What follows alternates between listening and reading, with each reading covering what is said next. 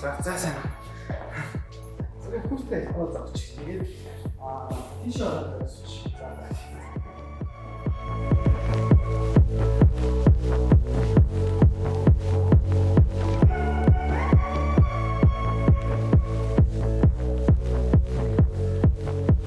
За сайн байцгаана сонсогчдоо, та бүхэнд энэ өдрийн мэндийг хүргэе. Тэгээд манай Үнэн Ньюсээс хамгийн анхныхаа технологийн подкаст буюу Newtech подкастыг эхлэхэд инхүү бэлэн болсон байна. Тэгээд хамгийн ихний зочноор Renew компани гүйцэтгэх захирал, ерөнхий дизайнер, Philosophy цэгийн болон Philosophy номын дэлгүүрийн үүсгэн байгуулагч Дөлгөөн Баяр маань ирсэн байна.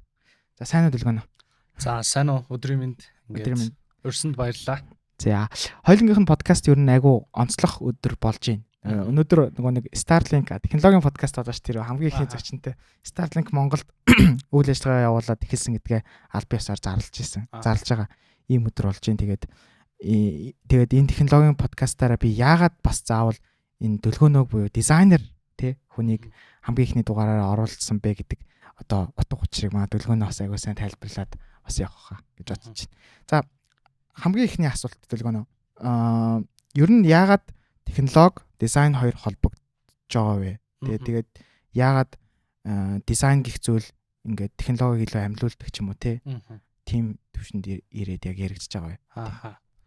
За эхлээд бид нэр дизайн гэдэг үгээ яг ямархан агуулгын хүрээнд ойлгож байгаа вэ гэдгийг зөв ойлгох хэрэгтэй байна. Дизайн гэдэг үг өөрөө Монголд магадгүй нэг үйлдвэрлэл, аж үйлдвэрлэл хөгжөөг учраас дан ганцхан одоо эхний ээлжинд бол график дизайн гэдэг ч юм уу сурталчилгааны дизайны хүрээнд яригдчихсэн.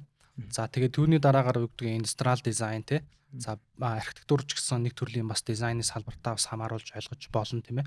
За ингэж явсаар байгаа технологийн салбар Монголд софтвер хөгжүүлэлтийн хүрээнд одоо үндсэн чиглэл нэх юм уу технологийн бүтээгдэхүүнүүдийг бид нар бол Монголд гар утасны аппликейшн, вебсайт одоо юм софтвер хөгжүүлэлтийн хүрээнд яригдж байгаа. Тэгэхээр энэ хөгжүүлэлтийн хүрээн дээр тэгвэл тэр тухайн технологийн бүтээгдэхүүн ямархуу хэлбэр загвартай, зан төлөвийг үүсгэдэг, яаж ажилдаг байж тухайн хэрэглэгчд хүрх юм бэ гэдэг асуудал дэвшигдэж тавигдсан.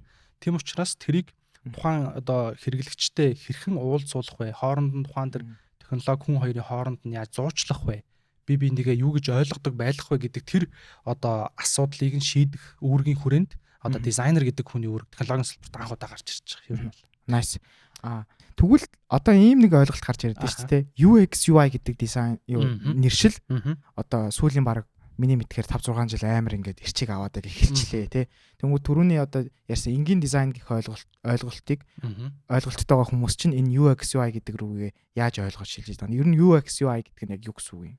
За энэ ч нэлээд хурд яриа болчих магадгүй. Гэхдээ би аль болох хурангуулад ярих гэж хичээе. За олон салбарын ойлголтуудыг аль болох зөвшөөрүүлж ойлгуулах миний өөрийнхөө оролдлого маань юу юм гэхээр за дизайн гэдэг ерөнхий салбар байгаа тийм ээ. Тэгээ энэ өөрөө юу гэхээр тухайн нүдэнд харагдаж байгаа болоод харагдахгүй байгаа тухайн тэр юмс үзэгдлийг хэрхэн хэлбэржүүлэх вэ тухайн асуудал.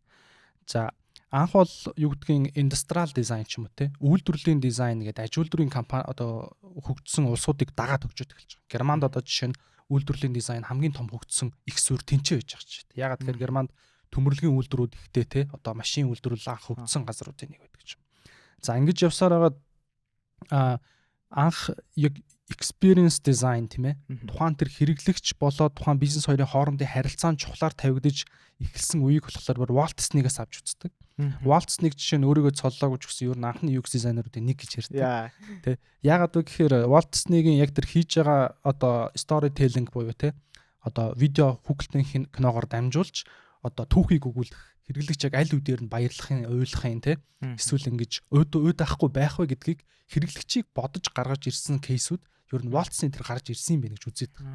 За тэрний дараа Walt Disney бүр нэг парк гэдэг шүү дээ тийм ээ. Walt Disney-гийн паркын дотоод яг ингээд хүн ороод гарах хүртэлх явж байгаа тэр туулж байгаа процессыг бас хэрэглэгчийг бодож гаргаж ирсэн бас анхны тохиолдол гэж үздэг. За үүний дараагаар илүү нэг аж үйлдвэрийн талын жишээ гэх юм бол анх хүн машин техник хэрэгсэлтэй харьцаж эхэлсэн тийм ээ. Энэ дундаа бүр нэг дайны үе орж эхэлнэ. Дэлхийн 1-р дайны үед яадаг байсан гэхээр онгоцны одоо жишээ нь бүхээгийг бидний мэддэг машины суудлын урагшлуулж хойшлуулдаг шүү дээ тийм ээ. Тэр боломжийг өөрөө хязгаарлагдмал байдлаар буюу ганцхан хэмжээнд тааруулж анх бол үйлдвэрлэж эхэлдэг байсан байна. Тэгэхээр тэрнээс хойшоо юу гэдгийг ур чадвартай мундаг нисгэгч нар маань нисч чадахгүй. Нөгөө нэг сандал дээр нь таарахгүй хөлн одоо томтчдаг ч юм уу те. Тэгэхээр хүндэн тааруулж тухайн технологийн бүтээгдэхүүнийг өөрчилъё гэдэг шийдэл тэндээс гарч эхэлж ирсэн байна. Ингээд ерөнхийдөө human factor буюу хүний хүчин зүйлийг технологийн бүтээгдэхүүн үйлдвэрлэхэд оролцуулж яа гэдэг сэтлүүд одоо хүн төрөлхтөнд ингээд 1900-аад оны ихээс хүчтэй орж эхэлсэн гэх юм. Мэдээж тэрнээс өмнө одоо жишээ нь бүр фэнкшиг хүртэл UX дизайнтай холбож тайлбарладаг тийм ээ. Одоо хүн үүдэнд нь юугаа тавиа те хаана юугаа тавьбал зүгээр вэ гэдгийг хүн ингэж одоо оролдож хэлж штэ. Тэгэхээр энэ ч гэсэн дизайны нэг хэлбэр гэж тайлбарлаад байгаа. Тэгээд ингэж явсаар хагаад consumer product-ууд их хөгжсөн буюу одоо нөгөө Apple 1984-өөс сурчлагын кампань өгдөн штэ те. Нээлттэй хийдэг Macintosh-ыг танилцуулдаг. Тэрэн дээр одоо жишээ нь IBM гэдэг компани технологийн бүх одоо те ур чадвартай том хүчин чадлыг IBM атгаад байна. Энийг Apple democratize хийж олон нийтэд хүртээмжтэй болгож байгаа 1984 те дарангуул байхгүй гэд анх удаа ингээд өндөр одоо хурдны ч юм өндөр хүчтэй технологи хин нэгнийх биш хүн бүхнийх байх эхэлсэн тэр үе бас эхэлж байгаа. Тэгээ энэчнээс эхлээд тэгвэл тэр хүн бүхэн зориулсан тэр зүйл маань хүн бүхний хэрэгцээ шаардлагыг хангах гэдэг ахаад нэг хэрэглэгчсэн зүйлийг бодолцох гэдэг. Ингээл нөгөө хүний хүчин зүйлийг те яаж технологийн бүтээгдэхүүн дээр ингэж давхар бодолцож үзэхгүй гэдэг маань явсаар байгаад одоо интерфейсийн тухайх асуудал болоод эхэлж байгаа те. Интерфейс харилцах талбар гэж гэх юм уу монголоор янз бүрээр орчуулсан. Интерфейсийн тухайх асуудал хөндөгдөж эхлээд яг уу би энэ подкастн дээр нэр томьёонд бити их төрхий баригдаасаа гэж хүсээд байгаа одоо хүмүүсийг. Юу гэхээр одоо нэг Darren Hood гэдэг Америкийн UX дизайнер байна. Тэр хүн одоо нийт 30 жил UX дизайнерт ажиллаж байгаа. Тэгээ би 30 жил ажиллаад одоо л дөнгөж өөрийгөө UX дизайнер гэж нэрлэж гин гэж байгаа.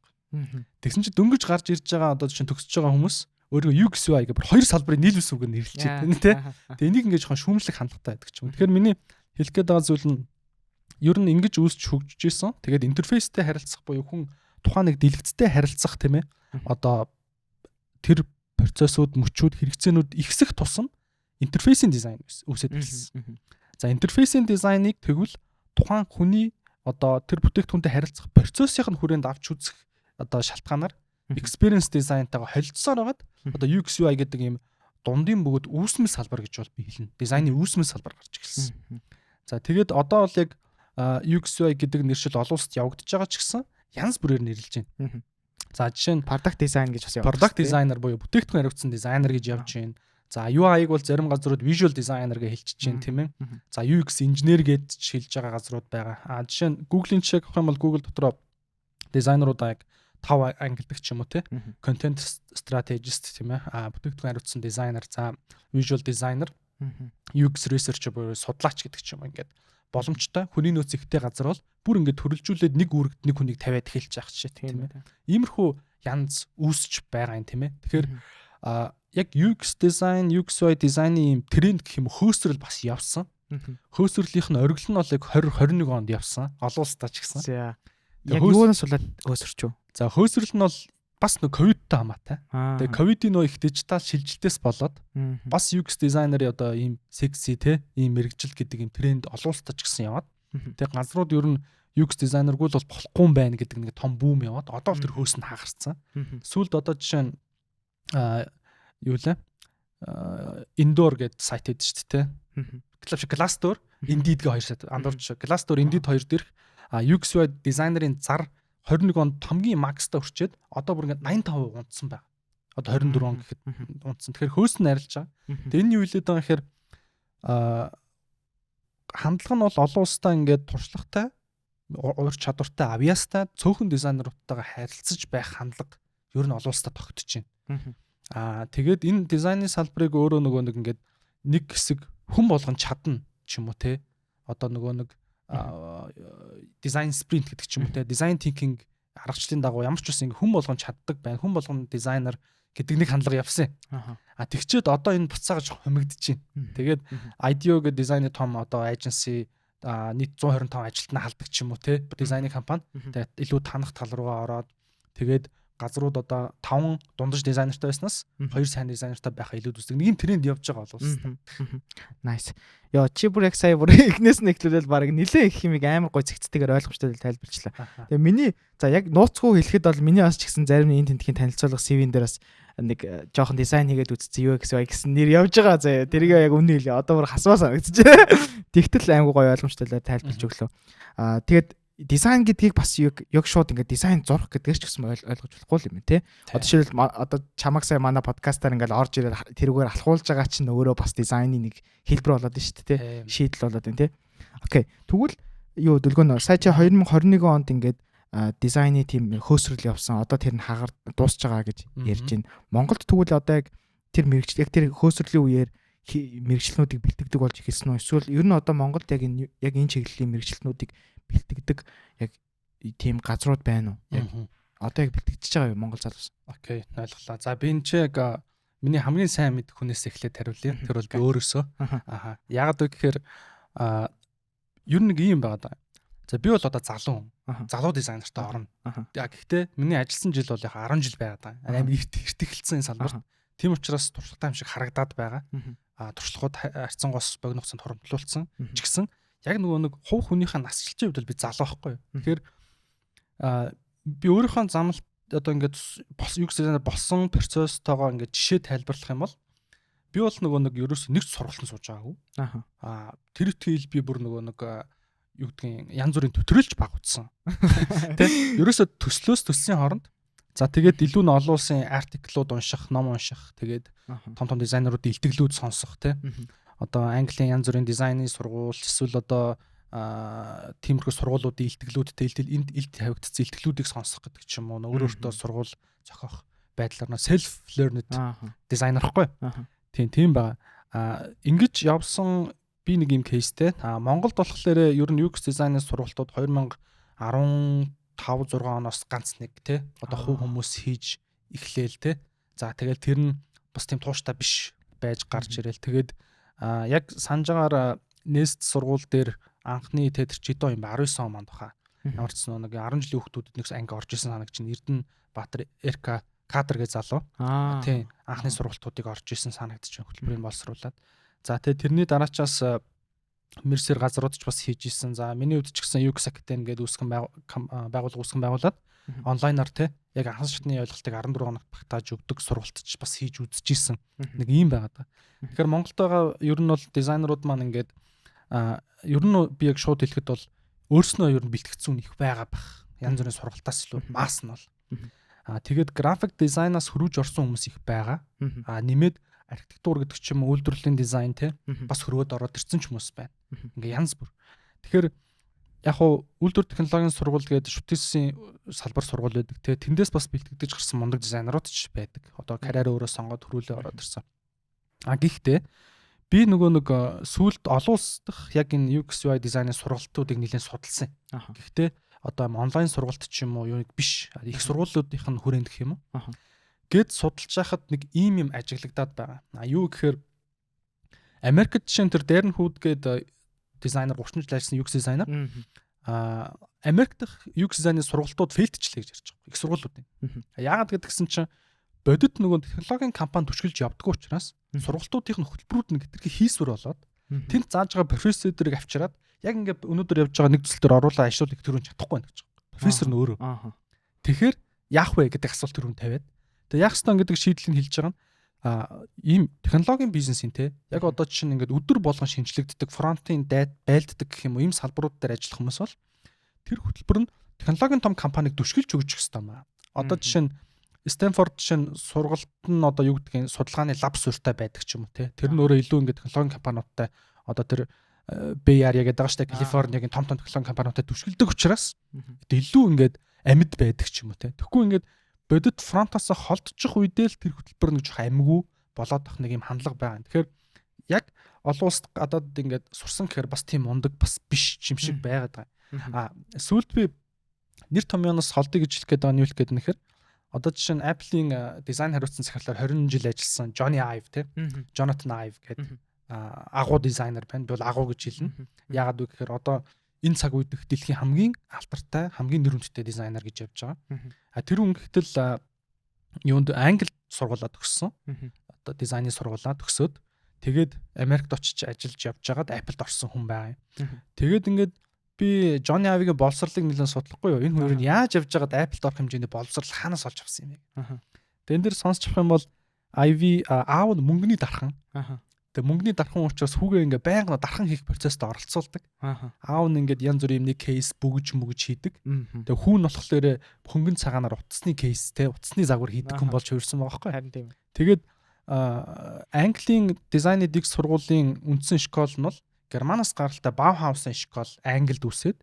Тэгээ Англиас ч юм уу Германаас том одоо тэр школыг өвдөлсөн те мэдлэгтэй дизайнерууд одоо Apple-д очиж ажиллаад тэгээ өнөөдрийн бидний мэддэг энэ минимал дизайнтай одоо супер дизайнтай Apple-ийн бүтээгдэхүүнүүд гарахад том түлхэцтэр суур онлын үндэсүүд нь үүсч төлөвсөн байгаа даа. Тэгээ эргээд үндсэн асуулт руу гарахад Монголд байгаа яг нөө дизайны боловсрол олгож байгаа байгууллагуудыг би юу гэж хэлэх вэ гэхээр мэдээж нөгөө нэг хоосон байгаа орон зайн дээр гарч ирж байгаа жамсны үзэгдүүд ийм зүйлс байх хэвээр. Одоо би юу гэдгийг энэ сургалт сайн муу гэж хэлэхгүй бүгд л одоо байх хэвээр жамсны үзэгдлүүд. Одоо их сургуулийн жишээ нь UX дизайнер хөтөлбөр гэж би л одоо Монгол сонсоогүй байхгүй байгаа. Тэр шүтээсийн үйлдвэр технологийн сургуулийн мэндэ багш нэг тийм хөтөлбөр боловсруулж байгаа гэж сонссон. Тэрнээс яг тийм илс тавж байгаа гэж арайхан сонсоогүй байгаа. Магадгүй гэхдээ зарлцсан зэвч магадгүй. Би нэг сүүлийн мэдээлэл мэдээгүй. Тэгэхээр ингээд хоосон байгаа орон зайг нөхөхөөр хувийн байгууллагууд сургалтуудаа бол явуулж байна. Тэгээ энэ сургалтуудаас юу гэдгийг төгсөөд гарч ирж байгаа хүмүүс би юу гэж хэлмээр нь гэхээр UX дизайны ур чадварыг нөө баталгаажуулна гэдэг нь өөр амар хэцүү. Тэр чинь өөрөө бодит төслөөр баталгаажих хэрэгтэй. Бодит ажиллаар баталгаажих хэрэгтэй. Гэхдээ тэр нь тэр туршлагын төсөл байх боломжгүй юм байна гэж би хараад байгаа. Яагаад вэ гэхээр хэлээд байгаа нь би одоо жишээ нь за нэг UX дизайнер төгслөө тийм ээ. Төгсөнгүүт нь би тэр хүнийг яг тэр хийсэн төслөөр нь үнэлээ. За чи ингээд дизайнер хийж чадсан юм байна. Гэхдээ 2024 оны 2 дугаар сарын 1-ний өглөө чи царч чадсан юм байна байхгүй. Тэгэнгүүт тэр ингээд сертификаттай болчлаа шүү дээ тий. За 4 сарын дараа нөгөө мань нэг юма хий те тэр хүн. Тэгэнгүүт яма мартчих штэ. Тэр хүртэл ингээд технологийн салбар хөгжиж чинь. Дизайны ойлголтууд ингээд ахичин, хэрэглэгчийн зам төлөв өөрчлөгдөж чинь. Тэр нөгөө чи ахаад тэрийг ингээд хий гэхэд ахаад юма ингээд хөөж яваал яахгүй бол болохгүй гэдэг ч юм. Тэгэхээр одоо олон улсад ч гэсэн нөгөө яг ингээд тэр хүний яг хамгийн сүүлд ингээд ажилласан төслийнх нь хугацаанд хизээ юм бэ айгуу чухлаар авч үзээд байгаа. Наадах чинь бол нэлээд нарийн үзэж байна. Тийм нарийн үзэж байгаа. Тэгэхгүй бол би тэ сүүлд юу гэж ойлгосон гэхээр дизайны тэр тус маань одоо явж байгаа UX дизайны мэдлэг ур чадвар бол юм фитнес шиг юм байна. Одоо ингээд өглөө болгон жимд явах хэвээр. Ямар нэг тэ дизайны таск асуудал шийдвэрлэх процесс нэг толгоогоо ажиллуулах хэвээр. Тэгэхгүй бол тэр хүн булчин буцаад форм алдчихна. Ер нь нэг ийм зүйл. Тэгэхээр UX дизайны сайн боловсрол гэж юу вэ гэж би бараг сүүлд дүгнсэн нь. Нэг бол тэр хүн өглөө болгон жимд явах хэвээр. Буюу өглөө болгон ямар нэг тийм дизайны таск өөртөө хийгээл ах юм бол тэр хүн сайн дизайнер болоо л байна. Тэрнээс биш одоо юу гэдэг 3 сарын ч юм уу 6 сар 9 сарын сургалт гэдэг бол төрөвчлсэн фитнесийн програм гэсэн үг. Ямар ч байсан тэр моментэд ямар ч байсан тураана гэдэг шиг. Ямар ч байсан тураагаад тэр моментэд тэр нэг жинт хүрч чадсныг баталж байгаа. Тэрнээс цаашаа яасныг мэдэхгүй тий. Тэр өглөө болгон татсан юм уу татаагүй юм уу гэдэг асуулт. Тэгээ би сүүлд танхимаар явуулсан сургалтуудаа нөө сертификат өгөхдөө яг нэг graduated буюу төгссөн биш participated оролцсон гэдэг сертификат өгдөг тий.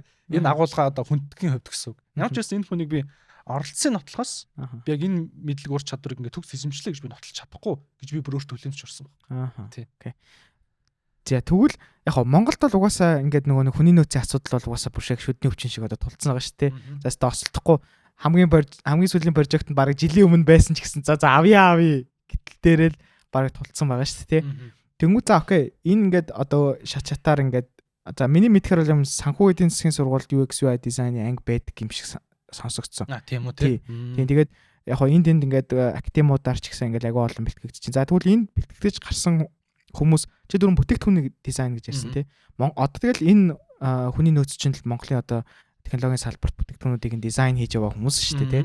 Тэгвэл бүтээгдэхүүний дизайныг ер нь яг яаж хийх вэ? Энэ амар ерөнхий асуулт би чанд яг тавьчлаа. Амар хэцүү баг чи амар их юм ярих баг. Тэгэнгүүт Монголд яг энэ бүтээгдэхүүний дизайны хувьд одоо яг хэр анхаардیں۔ Бидний одоо яг хэрэглээний түвшний технологиудын хувьд. Тий. Түрүүний ярьсан дээр би зүгээр нэг залруулга болгоод хэлэх юм нь юу вэ гэхээр яг үндсэн одоо чинь технологийн те мэрэгчлэлтэн бэлтгэх сургалтын дотроо UX UI дизайнерын одоо нэг хичээл оруулсан газрууд л зөндөө. Одоо хүн компьютерийн харилцаа гэдэг ч юм уу те. Эсвэл одоо UX дизайн ямар ч нэг төгсөлтөй төгснө гэдэг ч юм. Тэрнээс мэрэгжлийн UX дизайнер гэдэг бакалаврын ч юм уу те одоо диплом дээр нь цоллож гаргаж байгаа. Тэрийг бол би мэдэхгүй байгаа шүү гэж байгаа. Тэрнээс дотор нь хөтөлбөрт нь тийм сургууль дотор нь 1 2 хичээл байгаа бол байж болно шүү дээ тий. Тэрнээс нэг юм хөтөлбөр болоод бүр ингээд төгсөөд тэр бол хэцүү байх гэж бодож байна. За саяны бүтээгдэхүүн их гоё асуулт байна. Яагаад вэ гэхээр нэг бас ойлголтыг би сүүлд ойлгож авсан. Жил гарангийн өмнө. Анзаарч харсараа. Юу юм гэхээр бүтээгдэхүүн үйлчлэгээ хоёр өөр гэсэн үг. Өөр. Энийг эхлээд тухайн дизайн хийх гэж байгаа хүн ялгааг нь маш сайн мэдрээд анзаараад харчих хэрэгтэй санагдсан. Монголд одоо жишээ нь би асуумаар санагдаж байна л да тий. За Hippocrates гэд хэл сурдаг аппликейшн гэдэг тий. Энэ бүтээгдэхүүнөө үйлчлэгээ юу? Би бол бүтээгдэхүүн л гэж бод. За бүтээгдэхүүн. За тэгвэл юу байна? UbiCab аппликейшн тий. Бүтээгдэхүүнөө үйлчлэгээ юу? Тэнгүүд үйлчлэгээ шиг санагдаад байгаа юм тий. За үйлчлэгээ гэж бодож байна тий. За эсвэл одоо жишээ нь CalPro гэдэг компани байна тий. За CalPro компаниас нэг одоо жишээ нь гэрээлэд партнер болоод тий харилцагч болонгууд нэг юм вебсайт нээж өгöd тэрэн дээрээс юм хардаг болоод ингээд явчлаа. За энэ CalPro компани бүтээгдэхүүн худалдаж авч гин үү? Эсвэл үйлчлэгээ худалдаж авч байгаа юу? За үйлчлэгээ. Одоо ингээд нэг жоохон нарийн нюансууд нэг юм харагдаад байгаа юм шиг санагс. Мэдрэгдэж байна тий. За би энийг юу гэж хараад байна гэхээр англи дээр бол ер нь ингээд тухайн хүнд барьцтай tangible value тий нийлүүлж чадж байгаа зүйл бол бүтээгдэхүүн. Одоо би тэр зүйлийг худалдаж аваад яг үнц нь ингээд гарт баригдаж болдог. Тэр зүйл нь өөрөө бие даагаад гэсэн үг. Third party ямар нэг 2 дахь 3 дахь салтаа одоо харилцахгүйгээр над үнцэн шууд өгч чадчихвэл тэр бүтээгдэхүүн. Тэгэхээр түрүүнээс одоо Hippocrates гэдэг аппликейшны дотор одоо хэл сурдаг тэр сан тийм ээ картууд байна. Тэрийг харж болж байгаа гэхээр барьцтай бүтээгдэхүүн. Тэгэхээр бүтээгдэхүүн. UbiCab болохоор 2 дахь 3 дахь талууд буюу одоо хэрэглэгч нөгөө талдаа жолооч нь өөрөө машинтай байх хэрэгтэй тийм гэдэг ч юм уу ингээд 2 3 талыг нийлүүлээд тэр процессыг нийлүүлж байгаа тэр аппликейшн бол бүтээгдэхүүн биш гэж харагдав. Юу юм гэхээр энэ өөрөө сервис үйлчлэгээ. Одоо жишээ нь бүх жолооч байхгүй болчлаа гэхэд UbiCab аппликейшн дангаараа хүнд үнц нь өгч чадахгүй шүү дээ. Чинь home screen хараа суугаад байна гэж байхгүй тийм. Тинчээс үнц нь аваад ямар гоё такси вэ гэж хараад сонирч байхгүй байхгүй. Тэгэхээр дизайн хийхдээ энэ хоёрыг их ингэ салгаж хийдэг гэсэн. Салгаж хийхдээ яах юм гэхээр сервис төвтэй буюу үйлчлэгээ төвтэй компани дээр зөвхөн процессын инновац гарч болно гэдэг. Юу гэсэн үг вэ гэхээр одоо такси дуудах тэр алгоритмыг сайжруулж болно. За эсвэл таксины одоо чинь жолоочийн үнэлгээжүүлэх системийг сайжруулж болно. Эсвэл хэрэглэгчийн санал гомдлын системийг сайжруулж болно тийм. Ингээд процессыг сайжруулж болно. Бүтээгдэхүүнтэй төвтэй одоо бизнесүүд дээр бол процессын биш илүү бүтээгдэхүүний дизайны инновац гарч болно. За нөгөө бүр одоо доторх тэр хэл сурдаг тэр одоо жишээ нь картууд нь те ямар дараалалаар гарч ирэх юм бэ гэдэг тэр томьёог гаргах гэдэг ч юм уу ийм бүтээгдэхүүн суурьтай инновацууд гардаг гэсэн үг. Тэгэхээр олон улстай бол яг бүтээгдэхүүн хариуцсан дизайнер гэдэг одоо нэршил ер нь ийм юу байгаа. Бас тогтсон юмнууд айгу хэцүү. Гэхдээ би зүгээр ялгаж 1 2 3 4 гэж нэрлэх юм. Нэгдүгürt бол яг бүтээгдэхүүний дизайн буюу бит бүтээгдэхүүний дизайн хийдэг хүмүүсийг бид нэр product designer гэж хэлнэ. Одоо жишээ нь юуны Johnny Ive бол те product designer ч гэсэн тайлтайх нь би харж ирсэн, industrial designer ч гэсэн тайлтайх нь би харж ирсэн. Дараа нь болохоор яг би нэг жишээ авахад юу байна? Airbnb. Airbnb жишээ нь UX дизайнеруудаа product designer гэж нэрлэдэг. Бид нар ингээ бүтээгдэхүүн гэж харьяа гэж аахгүй. Зүгээр тийм бас одоо байгууллагаас болж байгаа аахгүй. За хэдүүлээ ингээд маах ингээд бүтээгдэхүүн шиг байлгах гэж хичээ тий. Нэг ингээд цол үнц нь авч байгаа юм шиг. Тэгэхээр бүгдээр би нэгэ product designer гэж нэрлэлчээ гэсэн байгууллага бас байна. Нөгөө нэг Монголд CEO гэж захиралгаа нэрлэлчээр бүтээмж нэмэгддэг гэдэг шиг барагдсан шүү дээ. Тийм юу байна. Нөгөөх нь болохоор бас нэг product designer гэж нэрлээд байгаа хандлага нь тухайн одоо жишээ нь бүтээгдэхүүний дизайныг одоо UbiCab-ын чинь дээр авахд ер нь ингээд нөгөө нэг арт талын явж байгаа технологийн процессыг мэдрээд бас хэрэглэгчийн болоод бизнесийн хүчин зүйлийг хамтд нь бодолцоод дизайнаа хийж чадж байгаа буюу тэр бүтэн 360 зургаар нь харж тэр шийдлийг боловсруулж чаддаг хүнийг бас бүтээгдэхүүн хариуцсан дизайнер гэж хэлэх бас нэг хандлага байгаа гэсэн үг. Тэгэхээр ингээ хоёр янзын хандлага байна. Тэгэхээр бид нэг бүтээгдэхүүн тэг юм бэлээ. Олон улсад Монголын технологийн компаниуд гарна гэж одоо чинь бүгдээр л хичээж байгаа. Ингэнгүүт би ингээд хараад байхад ер нь бүтээгдэхүүн суурьтай төвтэй компаниуд олон улсад их сайн гарч чаддсан байна. Яагаад вэ гэхээр одоо чинь эрхэсгээ компани тийм ээ. Үндсэн тэр платформ нөрөө бүтээгдэхүүн учраас яг байнгын эрхэсийн одоо хойно тэр одоо operation center ч юм уу те байхгүй байсан ч тэр хийсэн платформ нөрөө үнс нүсгэж чадна гэсэн. Yes. Одоо жишээ нь ламор гэдэг ч юм уу бит бүтээгдэхүүн учраас олоос гарч чадж байгаа. Тэгэнгүүт үйлчлэгээний төвтэй технологи компани хэцүү. Жишээ нь Америкт очоод жишээ нь UBKB гаргахад Америк жолооч нартай дийл хийх шаардлага. Буюу үйлчлэгээний тэр 2 3 дахь талыг нийлүүлэгч хүмүүстэй уулзраа олох гэхээр нөгөө нэг тухайн тэр нийгэм соёлын онцлог нь ингэж тэрийг хүлээж авахгүй юу гэдэг том одоо хаалт байдаг. Тэгэхээр би сүүл ажилласан ер нь бүтээгдэхүүн төвтэй бизнесүүд бол илүү одоо олон улс төрсөлдөх шанстай юм байна да гэж харсан.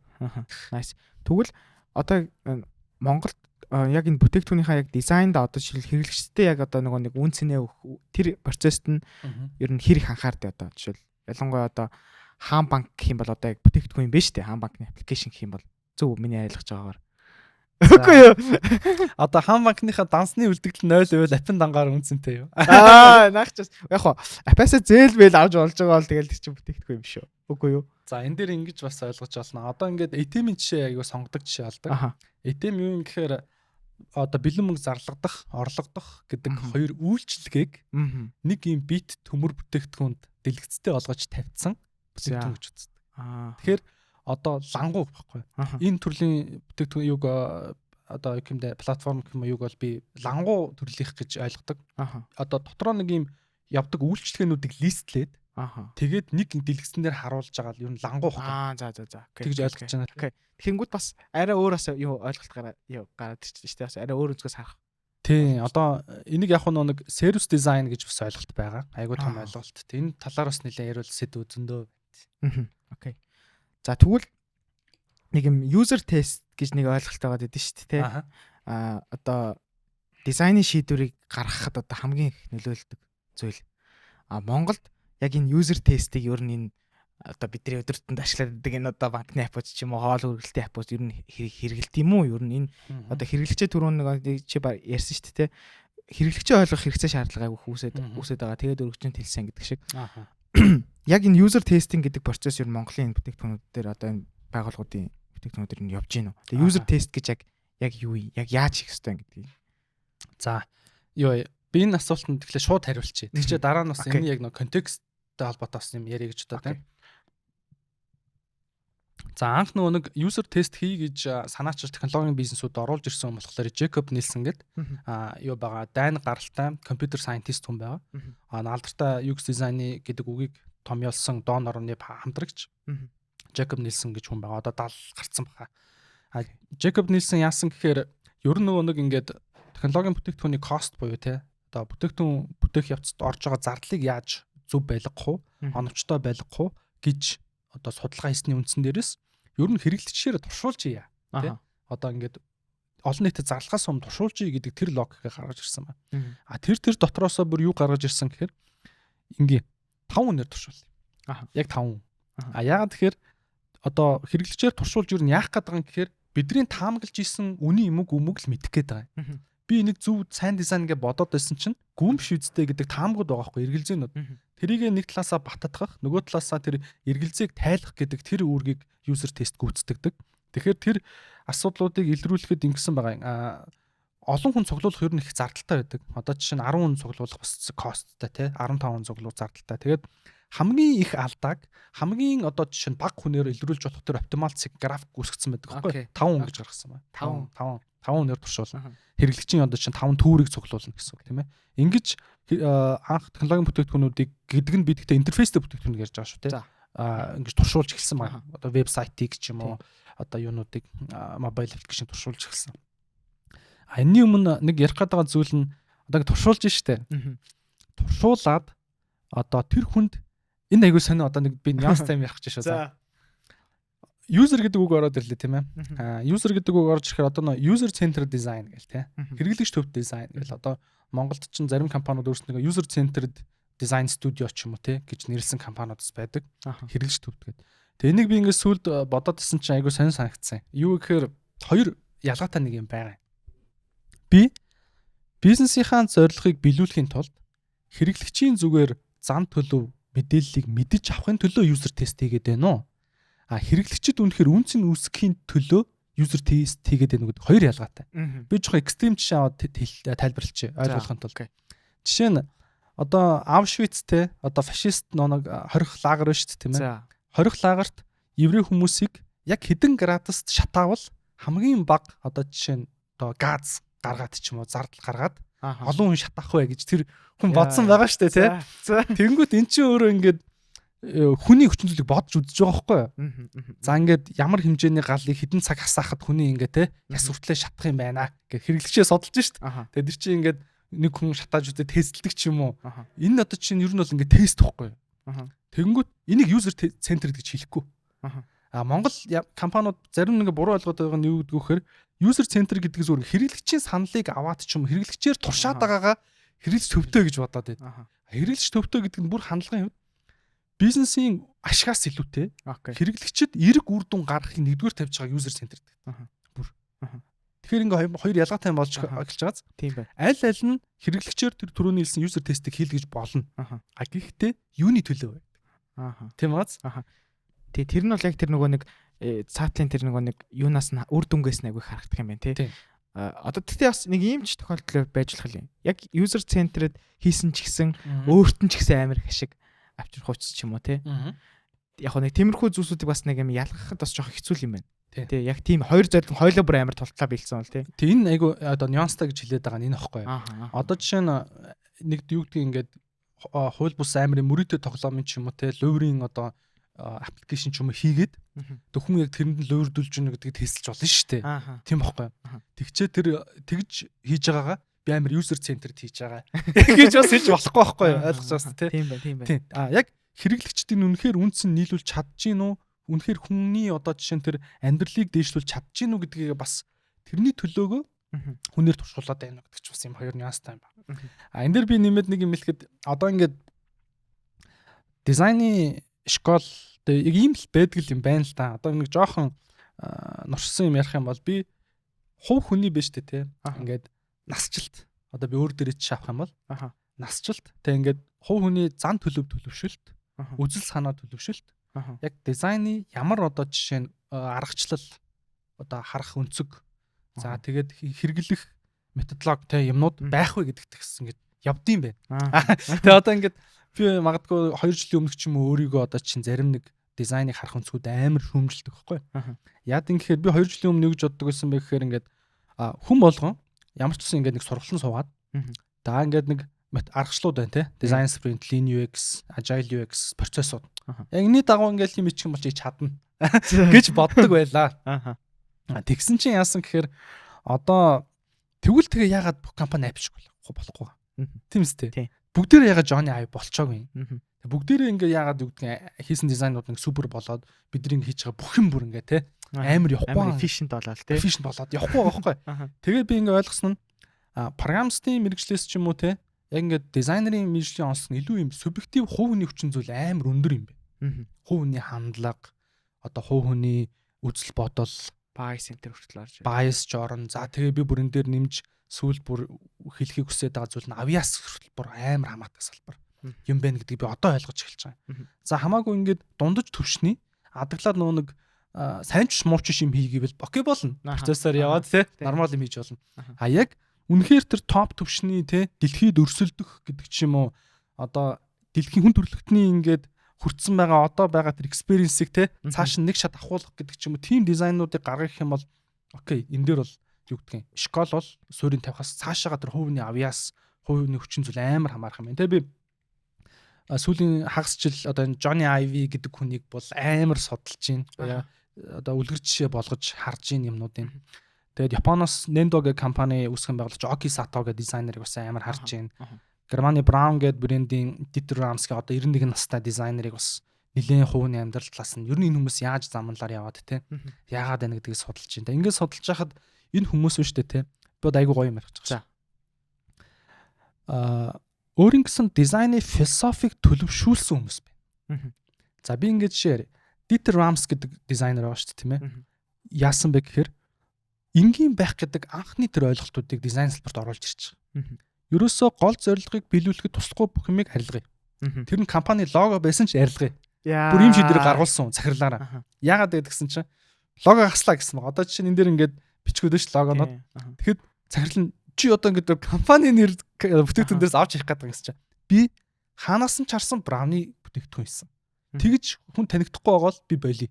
Тэ? Одоо ингээд байгаан л iPhone өгдөн штэ. Байгаан л Mac байх хэмжээний л дизайн хийхгүй бол логог нь нэмжиж тэр бүтээгдэхүүн харагддаг бол би муу дизайн хийсэн байна гэдэг ойлголт гарч ирж байгаа байхгүй юу? Ингээд Браун өдөр тутмын тавилга эд зүйлс ийм гоё байж болд юма гэдэг дэлхийн хэмжээ нүдийн нэгэд одоо энгийн simple гэдэг дизайны философитой. Тэгээ less is more гэж байгаа. Үндсэн одоо жишээ нь ишлэл нь мотон less is more. Цөөхөн зүйл байна гэдэг нь цагаараа их байж болно. Одоо үр дүнгийн хувьд гэсэн санаа. Тэгээ энийг бас архитектурын салбарт ч хэрэгэлдэм байлээ өргөнөөр less is more шүү, тэ? Ингэж явсаар хагаад Johnny Ive-ийн би философиг ойлгосон. Ер нь ингээд бүх бичлэгийн үзээд юу ясаар хагаад. Мань үн ярьж байгаа юм care. Тэр үний зүх юм care цаа. Simple and caring design, Apple-ийн дизайн. Хүнийг бүр ингээд ивэлэн, хайрлан, яг ингээд ээж шиг цаа. Apple-ийн дизайн. Би бүр ингээд хүншүүлж ярих юм бол Ramsey-ийн дизайнд аав шиг дизайн цаа. Аав шиг. Тэг ингээд яг шууд юма хэлнэ, илүү том байхгүй, гол юма хийн. Яг ингээд ийм шулуухан юм ярилцаатай. Хэнийх Johnny Ive-ийн хийсэн iPhone бүх юмны дизайн ингээд амар caring. Бүх хэсгүүдийг бодолцсон. Жижигхэн дээр хүртэл хүнийг ингээд одоо ингэчих үедээ инхрилдэг тийм. Тэг ингээд ярианууд дээр нь Johnny Ive ингэж байгаа байхгүй. Чи ямар үед сайн дизайн хийж чадахгүй гэхээр хэр зэрэг тэр бүтээгдэхүүний чинь хэрэглэх хүмүүс чинь сэтгэлээсээ санаа тавьж байгаа юм байна. Би өнөөдөр хизээч уулзахгүй энэ бүтээгдэхүүнийг хэрэглэх тэр хэрэглэгчийн нэрийг ч мэдгүй хүний төлөө өнөөдөр ингэж одоо уйлж мойлох нааш баг хэмжээний зам. Тэгж хайрлж хийх тухай Ivy ярьж байгаа байхгүй. Тэгэнгүүт би энэ тэгэнгүүт Jobs яг энэ философийн төлөвшөхөд бас амар нөлөөсөн юм байна. Тэр Steve Jobs-ийн өөртөө бичсэн iPad-насаа бичсэн захиа байгаа мэйл. Шүлэг шиг цаа. Тэр мэйлийг юун дээр нь оршуулга дээр нь ч Ivy уншсан. Сүүлд 19 оны билүү нэг том аваарц авахтаач тэр Jobs-ийн мэйлийг уншиж байгаа. Өөр нэг олон юм ярихгүй. Тэгээ тэр мэйлийн агуулга тэр бол амар нөлөөсөн байна тий. Амар нөлөөсөн. Тэр мэйлийн агуулга нь юу гэхээр одоо бид хоёр ингэ хийж байгаа подкаст юм байна шүү дээ. Энэ микрофоныг би хийгээгүй. Тэ энэ ширээгч хийгээгүй. Одоо хоёул ингээ хоорондоо ярьж байгаа энэ монгол хэлний үгийн санд ч би нэг ч үг нэмж чадаагүй тий. Би одоо ингээд өхлүүт толоод эмнэлэгт очиход намайг эмчлэх имийг би нээж олоогүй. Тийм байхад би ингээд өөрийнхөө төрөл зүйлд би хүн төлөвлөлтөнд баярлах хэвээр. Тэгвэл би яаж бусад хүмүүст одоо тус хүргэсэн ядаж нэг юм хийж чадахгүй гэдэг мэйл байгаа байхгүй. Тэгээд тэр үндсэн дээрээс Apple-ийг хийгээд байгаа байхгүй. Ингээд тийм. Одоо ингээд бидний одоо жишээ нь мэдж байгаа одоо энэ хууль дүрмүүдийг ч нээхэд бид нар оролцоогүй те. Хүний эрх гэдэг ойлголтыг үүсэн бий болгоход ч бид нар оролцоогүй. Тэгвэл яаж бид нар хувь хүн болгон хийж бүтээж байгаа зүйлээрээ энийг бүтээхэд оролцох юм гэдэг суурь хандлагын үндсэн дээрээс маньхдууд юм хийд юм байна гэдгийг би амар олж харсан. Тэгээд энэ бүр ингээд экстрим амар одоо халамж хүнийг ингээ сэтгэл. Тэгэд Ivy-гийн сүүлийн 20 жилд ингээд танилцуулга хийсэн дизайны бүтээгдэхүүндэд танилцуулж байгаа видеог нийлүүлсэн нэг цаг 20 минутын видео байгаа YouTube дээр. Тэрийг үзээсэй гэж бодож байна. Тэгээ Ivy дизайнаа тайлбарлахдаа яаж ширхэгчж тайлбарлаж байна. Нэг жижигхэн детейлийг хүртэл яаж хайрлж хийсэн тэндээс бүр үнэхээр мэдрэгдэнэ. За ингэнгүүт simple and caring гэдэг философи Ivy-г. За тэр Японы Nendo гэдэг дизайны компани байгаа. Юу руу ороод үзээр вебсайт руу. Тэр Oki Sato гэдэг одоо залуу болохоор 1977 онд төрсэн. Apple дизайны бас шийдлүүдэд түрүүнээр outsourcer компаниар нь хийлэгдэг. Бүр тийм хэмжээний залуу байгаа. Тэгээ тэр үний дизайны философи биш үү те. Simple and funny. Simple and joyful, playful гэдэг агуулгатай. Амар гоё. Нөгөө нэг Brown-аас үндэссэн дизайн школын Simple-ийг авчи. Гэхдээ би өөр ингэсэн характер энд нэмэх хэрэгтэй гэдэг дээр нь playful гэж байгаа. Тэр нийс юмд амар playful. Зөв сэрээ байсан ч ингээд тоглоом шиг юм шиг те. Ингээд номын тавиурээсэн ч нэг юм цаанаасаа хөөх гэд нэг юм гоё playful мэдрэмж өгч чаддаг. Тэгэхээр хувийн тэр нэг юм дизайны төлөвшлийн үзэл санаанаа төлөвшөд байгааз. Тэгэхээр трийг олох хэрэгтэй байна гэд би сүүлийн 6 сар deep-рээд. Тэгээ минийх бол мэдээж би simple-ийг аавна. Тэгээ simple and meaningful design хийх нь бол одоо миний одоо дизайны үзэл санаа юм байна. Тэгээ трийг хийхин төлөө явна. Трийг бүтээж чадахгүй одоо чинь надад meaningful те утга учир би бүтээж чадахгүй бол би өөрөө тэрийг муу дизайн хийсэн гэж хэлнэ. Тэр нь өөрөө юу гэдгийг одоо чинь үнэхээр утга учиртаа санагдахгүй бид хийхгүй гэж байгаа байхгүй. Тийм тэгж хийх юм байна. Үнэхээр утга шингээж хийх юм байна. Тэгээ юмсыг хэрхэн зөв загварчилж хүнийг хайрлаж чадсан бол одоо энэ Улаанбаатар хот ч юм уу бидний үүсэж байгаа стресс хэдэн үн байх боломжтой шүү дээ. Одоо ингээл жижигхэн юмуд байдаг да ингээд сэтгэл шингээгээд хийцэн. Одоо Монголд ингээд нэг детейл рүү аягүй анхаардаггүй муу талтай те.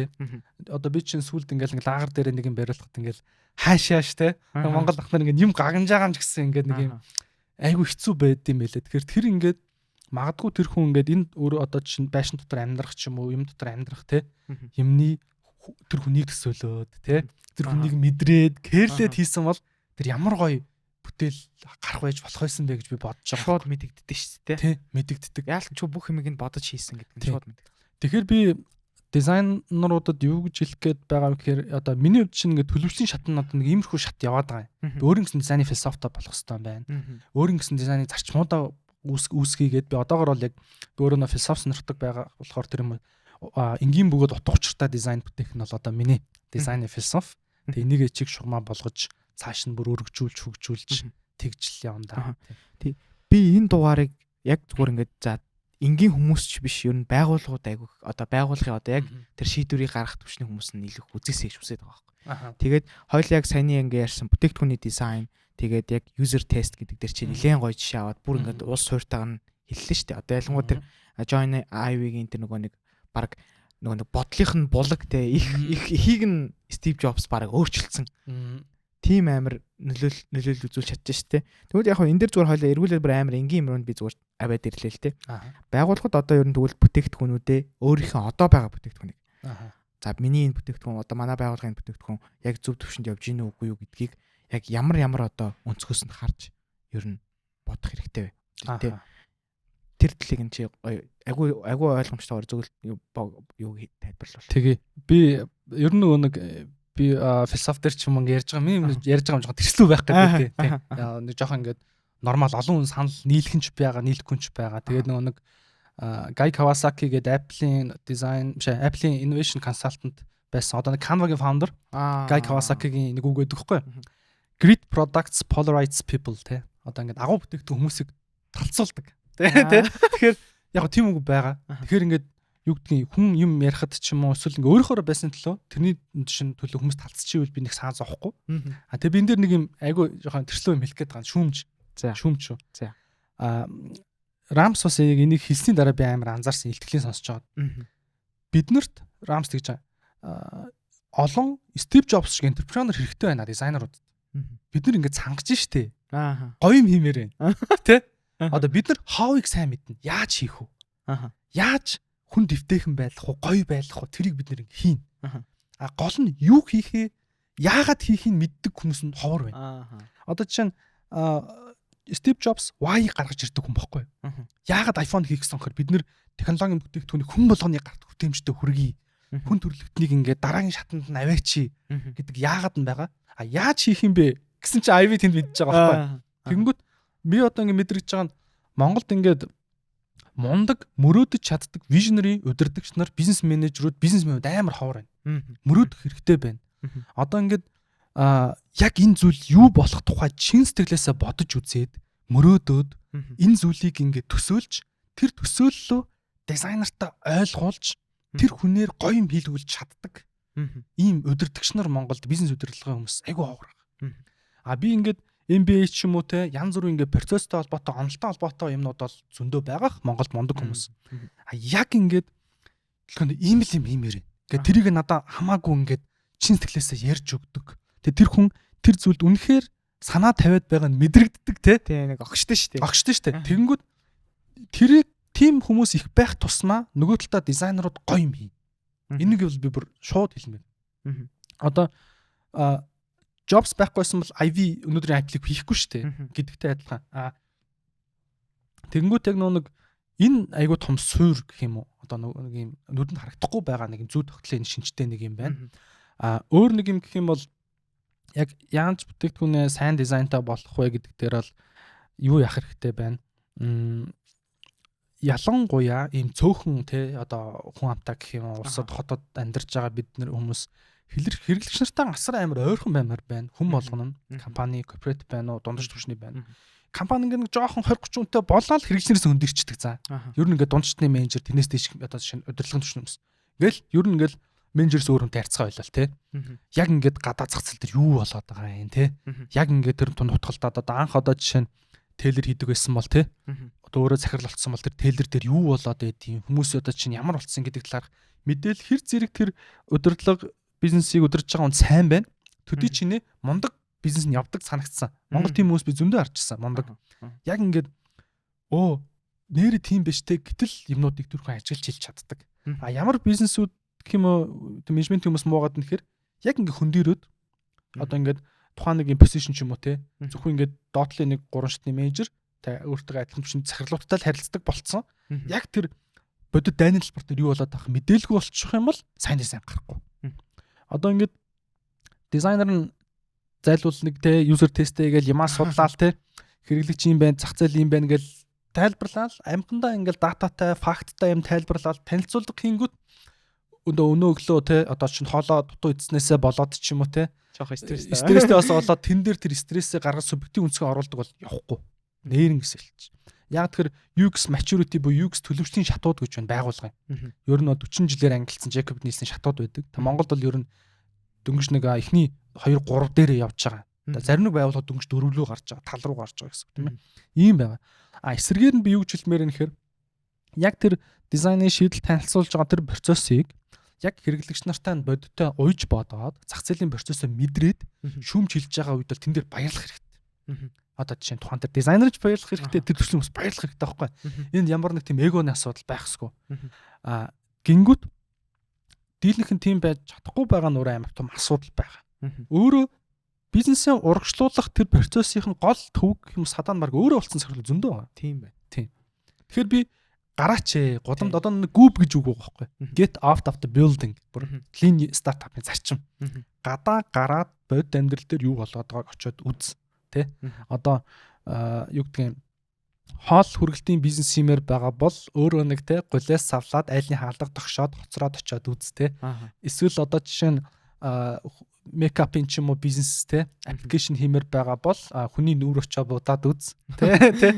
Одоо би бүр нэг удаа тэгж хэлсэн нь цэцэг зардаг онлайн цэцгийн дэлгүүрийн аппликейшн хийлгээ гэдэг кейс дээр тэр хүн ерөөсөө өөрөө нэг ч удаа цэцэг зарж үзээгүй. Болонгот ингээд би цэцгийн салбарыг илүү судлаад тэ одоо ингээд тэр хүнийг баг ингээд урамжуулах инспирэшн өгөх ёстой юм шиг тийм баг тийм тийшин ирсэн тийм байгаад тахгүй. Тэнгүүт яг ингээд өөрөө 10 жил цэцэг зартсан хүний юм хийх шал хүрээд. Тэгэхээр ерөөсөө гол фактор нь хэлэх гээд байгаа нь яг бодит илүү нэг юм бизнес томорч байгаа бизнесийн хувьд бол менежментийн түвшний удирдлагын түвшний хүмүүс хэрэглэгч нараасаа бити холдоорой, хаанаас ирснээ бити мартаарай, гадаа гудамд юу болж байгаатай аль болох чихээ тавьж ойрхон байгаарай. Дөнгөж юм эхлэх гэж байгаа хүмүүсийн хувьд бол аль болох нэг өөрийнхөө туршлагатай мэддэг салбар дээр л технологийн бүтээгдэхүүн хөгжүүлээрэй. Үгүй бол тэгж мэддэг хүнтэй хамтарчаад дараа нь технологийн бүтээгдэхүүнлөөр ороорой гэж хэлмээр байгаа юм. Тэгэхгүй бол тэгээд мөнгөөрөө шатаад байгаа. Би сүүлдээ ингэж ярьсаар байгаад тэгээд сүлд ингэсэн юм. Манаг надад олон жил хамтарч байгаа мундаг ах манлаа гэдэг ах байгаа. Та манлаах юу сүлийн төслүүд хамтарч байгаа төслүүд дээр бүр ингэж дэтэлчилсэн хэрэглэгчийн судалгаануудыг хийж байгаа байхгүй гэдэг нь одоо бүр одоо сая бүрэн хятад руу явж ч юм уу те яг ингээд бод газартаа танилцах тиймэрхүү судалгаануудыг багаараа ч юм уу явж хийсэн тохиолдол гарсан. Тэгэхээр тэрэн дээрээс ингээд замд ингээд ярьж байхад манлах гэж байгаа. Ер нь яг хүн мөнгөөрөө шатчихж л ойлгоно. Би бизнесөө те эхний 1-2 бизнесээ ингээ өөрийнхөө дураараа хийх гэж үзнэ. Тэгээ фейлтэн. Тэгээ 3 дахьаасаа дахиад мөнгө өрөөд авах шүү те. Нэг жоохон нэг хэрэглэмжлээ сонсд юм уу? Те нэг тестийг сонсохгүй бол одоо шатаад бас нэг тестийг үзчих тийм үү гэдэг рүүгээ орж эхэлж байгаа. Ер нь нэг тиймэрхүү. Одоо замтлал үед байгаа шүү гэж. Окей. Тэгвэл сая бол компаниудад амар хэрэгтэй л юм ярьчих шиг боллоо. Монголд бол ялангуяа ихэнх нэг боломж болцоотой уул аль хэзээ ингээд те том юм жинхэнэ үр дүнгээ өгүүлж чадах хэмжээнд ирсэн тиймэрхүү компаниудын бүтээгдэхүүнүүд дээр хүртэл амар их асуудал гарч ирж те яг чинь төрний хэлдэг мэд түвшний менежерүүд бараг захирлууд нь өөрсдөө амар том асуудал болсон те компани полит нэг компани ус төрөж байгаа ч те тэрлэг орцсон. Тэгээд яг уу янз бүрийн одоо жишээ намайг ингээд иймэрхүү шүүмж хэллээ гэж хэлж магадгүй. Гэтэ би зөв юу хэлж байгаа гэхээр мэрэгжлийнхээ үднэс одоо яг UX те тухайн бизнесийг хэрэглэгчээс нь илүү холдуулчихгүй хүн шиг илүү бодтой хэрэглэгчийн хүчин зүйлийг бодолсон одоо жишээ нь бизнес бүтээгдэхүүн хөгжүүлэхийг те одоо 24/7 бодож байгаа сүүлийн 10 жил бодсон хүний л бодол шүү тийм ээ. Тэгэхээр таад маань юу гэдгийг одоо яаж хүлээж авах таад юм асуудал баг. Гэхдээ миний яг өөрт мэдрэгдсэн мэдрэмж юу маань бол иймэрхүү мэдрэмж мэдрэгдсэн гэж тийм. За окей. Nice. За тэгвэл чи түрүүнээс хойш ярьсан те Apple яагаад одоо John Ive чинь гараад баг хэдэн жил болчих Apple-аас гараад тусдаа өөрхөн компаниг нэгэ явж байгаа шүү дээ те. Тэгвэл тэрнээс хойш одоо гарлаа Apple Vision Pro гэх амар бүтээгдэхүүнсээ амар гэж зүгээр санагдсан. Миний субъектив бодол шүү. Тий. Бүтээгдэхүүнүүд гарлаа. Apple-ийн хувьд одоо яг Ivy-гаас хойших дизайны жишг нь яг яаж явд? Эсвэл Ivy-гийн үеийнх одоо явд юм уу? Эсвэл тэрнээс хойш арай өөрчлөгдсөн үү? Тийм. Ер нь Apple-ийн дизайн процессыг хэрвээ чи судалсан бол ер нь Apple яаж ингэж тэ дэлхийг одоо шинжлэх үстэй хувьсал авчрах үс тиймэрхүү бүтээгдэхүүнүүдийг он цагийн хугацаанд яаж гаргаж ирсэн бэ? Одоо би хит гоё жишээ ярив те. Миний ингээд сэтгэд хөдөлсөн нэг баримт дээрээс нь харсан юм байгаа юм. Юу гэхээр анхны Macintosh-ийн ингээд кейсийг ингээд та хайгаад үзээрэй за. Дотор талд нь битүү гар үсэг байна. Macintosh-ийн кейсийн дотор талд. Тэр Macintosh-ыг бүтээхэд оролцсон хүн болгоны гар үсгийг Jobs санаачлаад дотор нь бүр ингээд цутгаад хийцнэр production line руу гаргасан байгаа байхгүй. Амар санаа. Яагаад ингэж тэгсэн чинь зураач хүн бүтээлийнх дор гар үсгээс ордог. Бид нэр бүтээл хийсэн, урлагийн бүтээл. Тийм чи бүх хүмүүс энэ дээр гар үсгээс орё. Гэт тийм оруулсан байгаа байхгүй. Тэгээд тэгэж хандаж те хийсэн бүтээл анханасаа Apple байсан. Одоо жишээ нь Jobs хизээч юу гэдгийг би зүгээр одоо жишээ нь ийм үзүүлэлт хий гэж бодоагүй. Би хизээч одоо ийм мөнгө олчихъя гэж бодоагүй ийм сонин хүн байгаа байхгүй. Тэгээ би сүүл бүр Zing and Steve Jobs гэд комик авлаа. Forbes тгүүлээс гаргасан өнгөт комик. Jobs-ийн Зин буддизмын багш Jobs хоёрын харилцааны тухай ийм өнгөт бодит түүхээс өгүүлсэн түүхүүд. Тэгээд Jobs өөрөө 20 эдтэйгээс ахуулаад тэр Cobon гэ зингийн намаас өдөр болгон гойд өгсөн уцаарслаад. Make me monk. Намайг лам болгоод гэж. Амарсан хүмүүс те. Би ингээ лам болмоор байна. Тэг гойд өгсөн. Тэг Cobonтай ингээ ярьсараад мань хүн. Apple бол Steve Jobs-ийн сүм. Тэр сүмийн хамб нь Jobs. Тэгэхээр тэнчэнэс юу гэдгийг ингээд ажлаасаа ядарна энэ төр биш. Угсаал сүмдэл байгаа гэдэг бүр юм үүссэн байгаа байхгүй. Тэгээд Ivy орж ирээ дизайн талаас нь дутууг нөхөд ингээд явсан. Тэгээ би бол ингэж боддоо. Apple-ийн богодын Johnny Ive-ийн Jobs Center-ийн үүсгэсэн энэ нэг том одоо жишээ нь үзэгдэл гэж хэлээ те компани биш. Үзэгдэл бол ийм мөрөөдөл гэх юм уу, идеолог бүр үдэл сурталхгүй.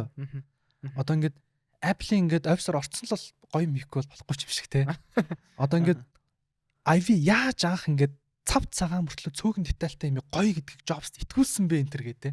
Тэгээ энийг бүр ингээд зарим дизайнерууд гадны дизайнерууд калт гэж ярьдаг байхгүй. Бүр ингээд шашны гаж урсгал шиг болцсон. Тэгээд тэгтээ тэр нь дэлхийг ингэсэн өөрчилж чаддаг. Энэ бол яалчгүй юм үзэгдэл гэж хараад байгаа. Тэгэхээр энэ нэг түрүүний ярьсан нэг жишээ байна. Хоёр дахь нь ярмаараа тэр зингийн жишээ нь бүр ингэсэн ба. Cobon гэдэг лам руу шүү дээ. Jobs нэг өглөө заалгаад. Тэгээд очлоо шүү. Тэг ингээ гэрийнх нь хараанд тогсож байгаа байхгүй. Тэг ингээд яасан ингээд. Тэгс чи ингээд Jobs нэг юм ярихгүй. Тэг ингээд тойло кафе орох гэдэг. Ороо гэдэг. Калифорник тэр Bay Area-аар ингээ алхасаар аваад. Хонгорхоос амар иртээсэн шүү. Нэг юм цайны кафе ороод. Тэгээд Jobs юу цай аваад лам нь биер авсан гэж байгаа юм. Тэгээд ууж байгаа Jobs нэг сониу гэлж байгаа байхгүй. Анх удаа жишээ нь үг ам нээж байгаа. Юу би гэгэрчлээ гэж хэлсэн гинээс Jobs тэр бүр комк дээр нь байгаа тэр баримт кинон дээр нь бүр байгаа. Ламж дурсан жаа. Тэг гэгэрчлээ. Би наач итгэхгүй энэ чинь натхан нотлох гэдгсэн юм л да. Тэгсэн чинь 2 илүү 7 хоногийн дараа нөгөө нэг Lisa гэх компьютерийн бордыг авчиж үзүүлсэн гэж байгаа байхгүй. Яа. Тий энэ ингээд нотлохоо гээд. Тэгээд энэчнээс нэг юм сони юм яригадаад байгаа. Jobs ер нь бол биш тээ. Би бол тэгж боддог. Яг ингээд технологийн салбарт энэ одоо хийж байгаа зүйлтэй жигнэс яг юм гэгэр төвшөнд бол би байсан гэж боддог. Тэгээ Ivy өдөр болгон Ivy-гийн бүр ингээд зарим юм дээр тайтл тийм ба. Men who eat lunch every day with Steve Jobs. Юугаа өдрийн цагаа зөвхөн Ivy-тэй иддэг. Мөрөөдөл ярьдаг. Төсөөлөл ярьдаг. Тэр дизайн бүх юм асгадаг. Тэгээ Ivy тэрийг буулгадаг. Ийм нэг сони хоёр сүнсний хамтрагч нар байгаа байхгүй. Тэнгүүд бүр ингэж байгаа. Нас барах гад юун дээр нь оршуулган дээр нь Apple-аас 4 төлөөлж очсон. Нэг нь IV байсан.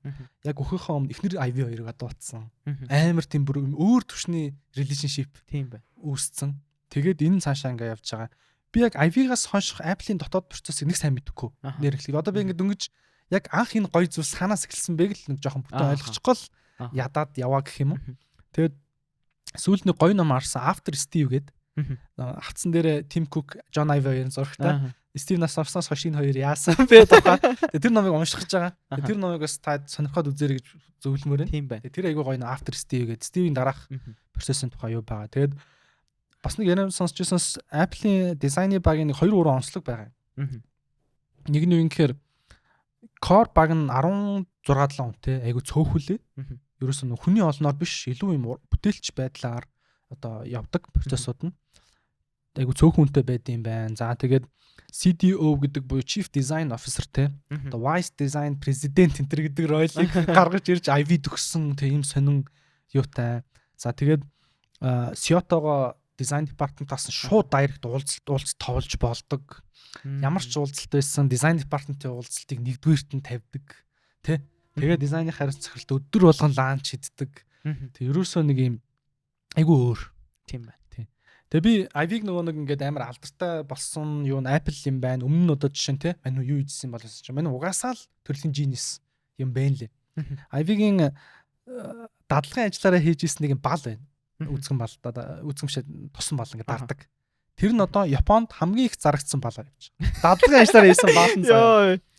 Тэгээ тийм юу байна. Өөр нэмээд нэг юм телефон утасны дизайн 1-р үлөө 2-р курстаа бас хийсэн байгаа юм. Ингээ суурь утасны дизайн. Тэгээ суурь утас нэг асуултын тэмдэг шиг харагддаг. Тэгээд тэр дизайныг нэг award center төрүүлээ. Тэгээ Jackie Chan тухайд яг нэг од олж ирсэн үеинд хараад нэг Canon-до problem-да ашиглая гэд ингээ зодолж байгаа үе дээр. Тэгээд нэг оюутан байхад санал тавьсан байл та. Чи IV үгүй гэсэн. Айгүй сэн тэ.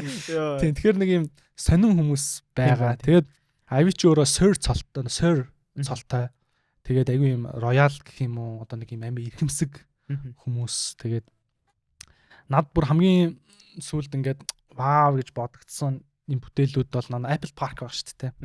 Apple Park-ийг тэр Norman Foster гэдэг Английн одоо юу архитектор IV Jobs 3-ын хамгийн баг сүүлд хийсэн бүтээл бол тэр Apple Park гэж үнэлэгдэж байгаа. Тэгээд хамгийн өндөр үнэлгээтэй архитектор юм блэ. Norman Foster. Тэгээд яжхад бас нэг овг нөх юм бол Lord Norman Foster. Тэгээд одоо нийт юу л хөрөнгөний үнэлгээ нь $200 сая. Амар өндөр үнэлгээтэй тийм архитектортай хамтарсан юм блэ. Тэгээд би ингээд энэ хүмүүсийн түүхийг судлах дуртай. Яагаад вэ гэхээр энэ хүмүүс одоо жишээ нь миний нөгөө нэг яг ингээд ямар байх вэ талаарх те одоо чинь би яг юу хийх вэ хаашаа явах вэ ямар одоо чинь чиг шугамыг барьж одоо өөрийнхөө хийж байгаа өдөртмийн дизайныг хийх вэ гэдэг дэр энэ хүмүүсээс л хамгийн хүлгэрч чаддаг тийм бай бяцлагдаг тэгээ би одоо эрхчлөөс нэг юм дэлгээд гэх юм уу цухуулгаад хэлэхэд компанийнхаа нэрийг өөрчлөгч байгаа тийм темпл болгож байгаа хийд тийм та ер нь нэг илүү ингэж юмыг бяцлагаж те одоо тэр хийж байгаа зүйлс маань ингээд хүн төрөлхтөнд одоо Монголын ч хүмүүст одоо байгаа нийгэм стресст амар амгалан авчрахад нь яаж би тусалж чадах юм гэдгийг бяцлагаж хийя. Тэгээ ингээд өөрийнхөө дизайны зарчмуудыг гаргахдаа би чинь төслийн эхлүүлэхдээ юм гэдэг заавал 15 минут бяцлагал хийгээд те сайхан ингээд бая суудаа ярилгаад яг тэр хэрэглэгч чин сэтгэлээсээ ингээд мэдрээд юм хийх гэж оролдож байгаа. Тэгэхэд айгуу тийм миний чинь өөрөөхөө өмнө хийжсэн арайч өөр юмд гарч эхэлж байгаа. Тэгээ ер нь нэг юм одоо миний яг ингээд дизайн үзэл санааны төлөвшлийн шат явж байна. Энэ шат нэг 10 жил явах ба. 10 жилийн дараа нэг дойж дуусах те. Ер нь ингээд айгүй юм урт хугацаанд баал гарах хэрэгтэй шүү. Урт хугацаанд гэх юм уу юм жоохон хардаг болчиход байгаа. Би бол болоогүй байгаа. Таасан болоогүй гэж л харт. Тий. Над болохоор айгүй гоё юм. Ер нь бүх мэрэгчлэр ийм подкастны дугаар гараасаа. Одоо проект суурайсан. Тэгэхэд ингээд ойлго. Би яагаад тэр зүйлийг хийж байгаа вэ гэдгээ яг одоогийн чиний төвшөнд ядаж ойлгомоор байгаа хөх тийм. Тэгжиж би за окей. Одоо би тэгвэл дизайн хийх хэрэгтэй байна. Эсвэл одоо би софтвер инженер болох хэрэгтэй байна. Эсвэл одоо би бизнес эхлүүлэх хэрэгтэй байна гэдэг ч юм уу тий. Тэгээ би ингээд бодглохлоор яг энэ зүйлс ингээд надад бодогдох хүртэл бол өчнөө болсон байгаа байхгүй юу? Харин тийм. Би ингээд бие тоохч үе байсан те. Юм мэдчихлээ. Ингээд хийчихвэл болцдог гээл те. Солиорж авч Хүмүүс ойлгохгүй намаа те байсан. Одоо тэгээд илүү ингээд нөгөө нэг ийм яагаад вэ гэдгийг илүү жоохон ойлгож эхэлж байна те. Сүүл бас нэг ийм ойлгож энэ 24 онд өөртөө хэрэгжүүлэх хичээж байна. Юу гэхээр тухайн ингээд дизайнерын өөрийнх нь сэтгэл зүй, бие физиолог, сэтгэлгээ зэгцгүй бол зэгцгүй дизайн гарна. Тэгэхээр одоо тэр well being гэж байдаг шүү дээ. Эрүүл оршихуйгаа бол дизайнер хүн асар бодох хэвээр. Эрүүл хоолдог байх хэвээр. Сэтгэл зүйн эрүүл байж тэр чин тэр нөгөө хүнээ мэдэрнэ те. Өөрөө жишээ нь юу гэдгийг би нэг юм амар анзаарсан нь би ингээд 3 хоног ч юм 4 хоног ч нойр доголтолтой байгаад эхлэхлээр яг 5 дахь өдрөөсөө тэр нюанстай яг хэрэглэгчийг мэдэрсэн шийд гаргах чадхаа бэлчиж байгаа. Хүний нөө эмпати гэдэг зүйл чинь ингээд амар юм тайван. Тэгээд нөгөө нэг бүтэн ухаантай байхад илүү байд юм байна. Нойргүй болоод анхан шатны ингээд нөө юмнууд багасаад ирэхлээр би эмпати чадах болчих жоох. Тэгээд тийм төслүүд амар фейлддэг. Миний хэлсэн юм л ингээд скринүүд энийг ингээд анзаараа арчихгүй. Ягаад анзаараагүй гэж би бүтэн ухаангүй байсан. Гэдэг ч юм уу те. Тэгэхээр илүү ингээд хувь хүнээ яаж зэгцлэх үү? Тэгээд миний өдөр тутмын төлөвлөгөө зэгцтэй юм уу? Би ингээд өдрийнхөө төлөвлөгөөг наан цаана ивэн болж чадахгүй байж яаж би бүтэн агуулгын системийг наан цаанд 10 хүний ажлын процессыг би дизайнчлах юм. Би одоо чинь гэр бүл төлөвлөлт ч юм уу те одоо ингээд гэрийнхаа одоо юу гэдгийг амьдрал те энэ хуваар гэр бүлтэй хамаатай хүмүүсийнхаа ингээд харилцааг зөв зөвхөн байгуулж чадахгүй бол яаж би сошиал медиа платформын дизайн хийгээд тэр олон сая хүний харилцааг зохицуулсан платформ хийх юм. Чим энэ чинь ингээд шууд дайрект тахгүй юу? Тийм байгаас те. Тэгэхээр бас тийм sorry юу яриаг нь тасалчлаа. Би бас сүүлд нэг Садгүрүү гэдэг нэг хүн байдаг Instagram дээр тэгээд нэг хүмүүс бас ингээд лекчер тавиа явдаг. Тэгээд тэр хүнээс нэг юм ойлгосохгүй. Хүмүүс ингээд амьдралын үндсэн алгоритмыг ойлгохгүй байна гэд. Тэгээд тэр нь юу вэ гэсэн чинь яг чиний нөгөө нэг ярьдаг шиг 3 шат байгаа гэдэг байгаа байхгүй. Being, doing, having гэд. Тэгэхээр being буюу хэрвээ чи тэр зүйлийг ингээд хийхэд бэлэн болох хэвээр. Эрүүл одоо тэр зүйлийг хийхийг хүсэх хэвээр. Тэгсэн хүн бол doing-гээ хийх хэвээр. Яг тэр зүйлийг яаж би хийх вэ гэдгээ ойлгоо яг тэрийгээр хийх хэвээр. Тэгсэн цагт having буюу нөгөө зүйл чинь ингээд ирнэ гэж байгаа байхгүй. Хэрвээ энэ 3 шатаас аль нэг зүйлийг нь алгасгах ч юм уу, тийм зүйл ингээд тохиолдох юм бол suffer буюу одоо зовлон ингээд хязгааргүй. Чи ингээд ер нь бол ингээд зовх нь бол тодорхой гэсэн үг байхгүй. Тэгээ би ингээ өөрийгөө боцсоохгүй. Одоо би ингээл те ялч надад ингээ мөнгө хэрэгтэй байна те. Тэнгүүд би ингээ хүсээгүй ч гэсэн хамаагүй те. Тэр ажлыг авчи. Хийчихье гэд. Хийчдэг. Тэнгүүд би бинггүй хийчих жоохгүй шууд дүүн. Тэг having гэд ихээр тэр зүйл яг ингээд хүсчихсэн шиг нь болохгүй шүү дээ. Тэнгүүд нөгөө нэг зовлон гэдэг зүйл нь дахиад надад ирж байгаа те. Яг тэгээд би энэ ингээд зүгээр л нэг юм амар энгийн зүйл нэр ойлгоогүй явсан байна гэдгээд анзаарсан.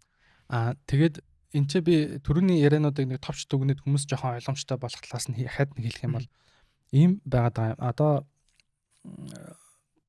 бид нэр ингээд нөгөө нэг яг jobs мовс ингээд stay hungry гэж байгаа шүү дээ. Hungry гэж хэлээд байгаа. Ингэж явсаар байгаад би дөнгөж одоо л юу гэдгийг ингээд нөгөө нэг ямар ч дизайны өөр ингэсэн үдэл санаатай байх хэрэгтэй байна гэдгээ мэдж байгаа дөнгөж ийм эхний 6 сар 1 жил явж байгаа байхгүй. Тэгээ энэ маань ингээд төлөвшөлтөө ахаа 5 жил те. Цаашаага биечлээ ахаа 5 жил. Бодит үрдэн болж бүтээгдэхүүнүүд төр бүтэн биелээ ахаад дахиад 5 жил. Тэгэхээр юмний ингээд нөгөө нэг юг цаг хугацааны хүрээнд би ингээд залуу дизайнерууд өөртөө адилхан дизайнер хэлмээр байгаа нь том хүрээнд нь хараарай те. Ерөөсөө нөгөө нэг болцсон гэж бодож болохгүй юм байна. Би одоо чинь яг ингээд тоолох юм бол нэг 70 гаруй одоо бараг 80-аад одоо шин системийн дизайныг хариуцж ажилласан. Тэгээ энэ үедээ бол би ингээд яг энийг л би бүр яг гоё хийчлээ гэсэн юм. Одоо л би хийж чадахгүй яваад байгаа байхгүй юу? Хийх нь төлөө яваад байгаа. Тэг өдөр болго хичээж чинь яг үнэглэхэд ингээд нойргүй хонж гин те. Ингээд сууж гин. Яавал энийг те нэг гоё юм хийчихсэн те. Бүр яавал гоё ойлгох уу ингээд бодоол шаналал яваад байгаа. Гэхдээ ингээд яг одоо би сүүлд ингээд ажлынхаа орчныг тохижуулах гээд өөрийнхөө офисын. Тэгээд ингээд энэ IV-гийн Ramsey өөр ингээд том Bauhaus-ын том төлөхийн ингээд дизайны хүмүүс ингээд хийсэн дизайныг ханаараа өлөгдөв юм гэж бодоод. Тэгээ би яг өлөхөөсөө бодоод за би яг зөв юм хийгээд нөө тий.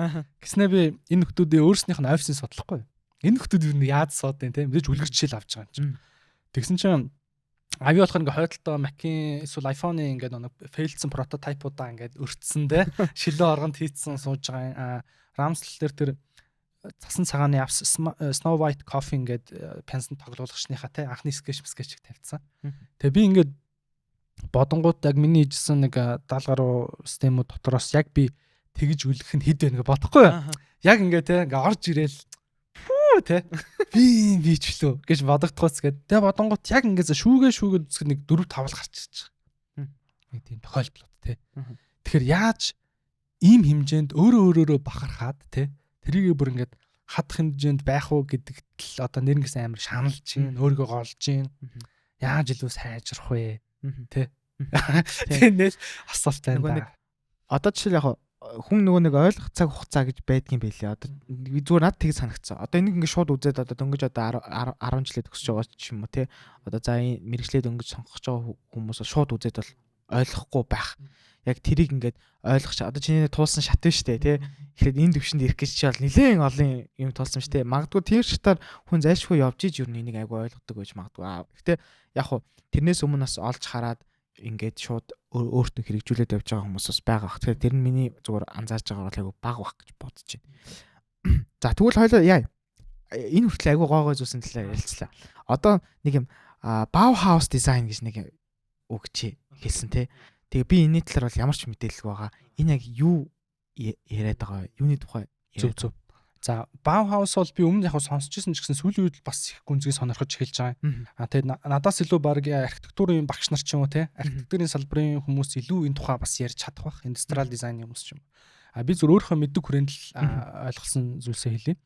Юу юм гэхээр ер нь нэг 1900 оны ихээр Германд яг ийм бүтээлч хүмүүс гэдэг дотор нь одоо жишээ нь урлагийнх зураач нар, хувцас дизайнерууд, график дизайнерууд, за тэгээ зарим нэг тохиолдолд бүр яруу найрагч нар ч юм уу те ийм бүтээлч салбарынхын бөөндөө нийлээд энэ Weimar гэдэг Германы хотод юу байгуулсан байгаа. Дизайны сургууль Bauhaus гэдэг.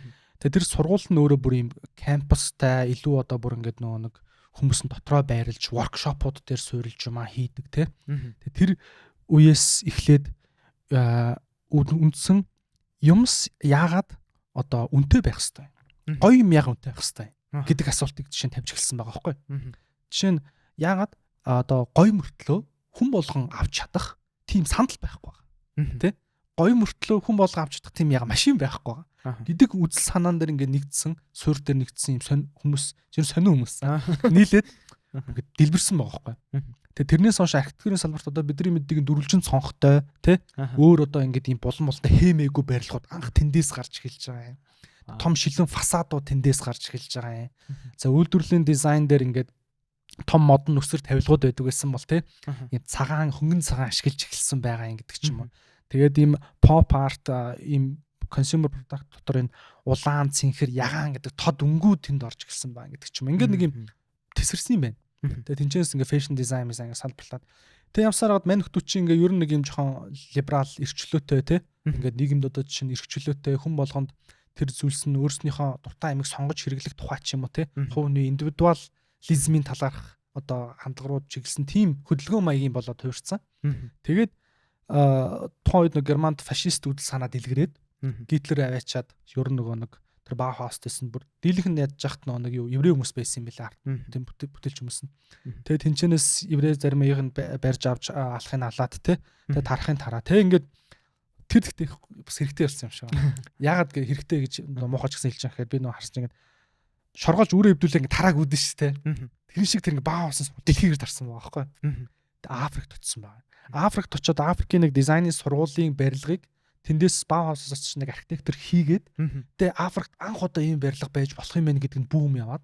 Тэгээ би сая харсан чинь бүр 22 он тэр Африкийн дизайны сургуулийн төгссөн ингээд манай сургуулийн барилга Bauhaus-ын анхны Африк дахь барилга байл те. Тэгэл том архитектур юмнууд нь Америкт очиод Америкт тийм барилгууд те. Бариг шилэн фасад энэ төр тэндээс ингээд янз бүрээрээ гарч эхлээл. Тэгээ нөгөө Dieter Rams энэ чинь тэндээс бас гарч эхлээл. Англи руу дөрвснөөс нь одоо энэ Johnny Ive-ийн Royal College of Art гэдэг Лондонд байдаг гэж би санаад байна. Сургууль байгаа. Энэ сургуулийн хөндөд chancellor нь болохоор Ivy байхгүй. Тэгээ энэ сургуулийн үндсэн школ энэ бас энэ Bauhaus гаралтай. Тэгэхээр бидний өнөөдрийн мэддэг маш олон одоо чинь хэрэглээний дизайны суурьуд тэнчэнээс ер нь үүсэлтэй байгаа. Тэгээд яг сургууль нь бол тэгээд устсаж байгаа. Тэгээд архитектийн Bauhaus-ын сургууль байхгүй байжгаад яг школыг нь өвлж авсан сургуулиуд байгаа. Гэхдээ одоо нэг Weimar дахиад нэг Bauhaus-гийн нэг сургууль байна лээ. Архитектур, урбанизм, арт энд дизайн гэх хөтөлбөрүүд авдаг. Тэгээд тэр сургуулийг бас би жоохон судлаад байгаа. Энэ хөтөлбөрүүд нь юу гэдэг юм бол яа гэм бол гэдэг. Тэг нэг ийм сонирхолтой юу байгаа юм Bauhaus-ын хөтөл ингээд. Тэгэд бас сонирхоод үзвэл нэг юм сонио хоёр хос байгаа. Иймсийн гэр бүлгээд. Одоо бидний мэддэг нэг юм Power нэг юм өнгөнгийн саналууд байдаг шүү дээ. Нэг юм дөрвөн модон хөлтэй. Их би нэг юм цул нэг юм Power хонхоогод орсон юм шиг одоо ингээд Монгол төчнөл байдаг шүү дээ зардаг. Тэр саналыг энэ Bauhaus хөдөлгөөнөөс гаралтай. Тэгээ тэр Иймсийн гэр бүлгээ хоёр хос хийсэн бохгүй гэдэг ч юм уу. Одоогийн бидний энэ юу дизайны суурууд тэр тэндээс дэлбэрч ингэж гарсан нэг юм сонин үзэгдэл байна. Тэгвэл тэрийг бас айгүй гоё судлаад илүү сайн ойлгох нь айгүй гоё сонирхолтой юм. За, хоёлоо ер нь цаг ч гэсэн нэлээд ер нь явчлаа. Сүүлийнхаа сэдвийг би чамаас яг асууя гэж бодож байна. Одоо энэ жил айгүй ер нь бол айгүй хөдөлгөөнтэй жил. Тэ? Монголчууд сонгуулийн жил 90 за дээрээс нь одоо ингээл олимп зохион байгуулалт энэ гэл айгүй гой сонирхолтой жил бидний хүлээж авах шиг байна. Тэгээ сонгуультай холбоотойгоор би чамаас асууя гэж бодсон. Би нөгөө өмнө чиний нөгөө нэг илтгэлийг сонсож байгаад яг гинт ер нь өмнө бодож байгааг гинт санаагч ярьсан бохгүй юу? Сонгуулийн саналын хуудасны дизайн ер нь хэр зүв бэ те? Биднэрт ер нь хэр нөлөөлт ингээд. Яг хоо энэ жил бид нар нөгөө нэг 126 гишүүн сонгоно гэдгийг утгаараа дизайнд өөрчлөлт орсон байж магадгүй гэж би зүгээр хараад байгаа. Ер нь тэс сонгуулийн саналын хуудасны дизайн биднэрт одоо тохирдог. Чиний хүмүүс researcher биднэрт хамгийн best version нь байгаа юу? Тэ? Ерөнхий яаж нөлөөлдөг вэ? Окей. Энэ асуултыг асуусанд баярлалаа. Би анх яасан гэхээр 10 хэдэн он төлөө ингээд яг сонгуулийн хуудасны дизайн надад зүгээр сэжигтэй санагдаад байсан. Ер нь яг ингээд ямар нэг юм судалгаач ингээд сэжигээс эхэлдэг шүү дээ.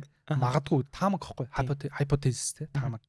Тэгээд таамаг гарчаад хамгийн сүүлд хэрэглэгдсэн сонгуулийн хуудсыг би аваад дуурайлгаж яг дизайн хийгээд тэгээд дээр нөгөө нэг нэр дэвшигч нэрийнх нь нэрийг зүгээр ингээд зохиомл хүмүүсийн нэр бичээд тэг ер нь миний сэжиг нь юу байсан гэхээр одоо ингээд юу гэдгийг Монгол улс даяараа бүгд нэр дэвшигч нэрээ амар супер судалчаад бүр яг тэр бодсон үнэ орж дугуулдаг гэж би итгэхгүй байна. Нэгдүгээрт миний итгэлгүй байдал тэр байсан. Хоёрдугаарт нь юу байсан гэхээр буруу дугуулгадж байгаа хүмүүс хэр байгаа бол.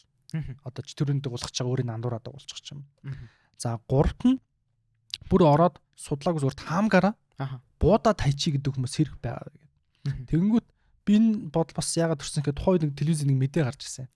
Сонгогчдын 40% ч л ерөөсөө ингээд нөгөө нэг нэр дэвшгээ судлахгүйгээр саналаа гэж байна. Тэгвэл судлахгүй өгж байгаа юм байна гэдэг өнцөг дээрээс тэгвэл хэнийг дугуулж байгаа.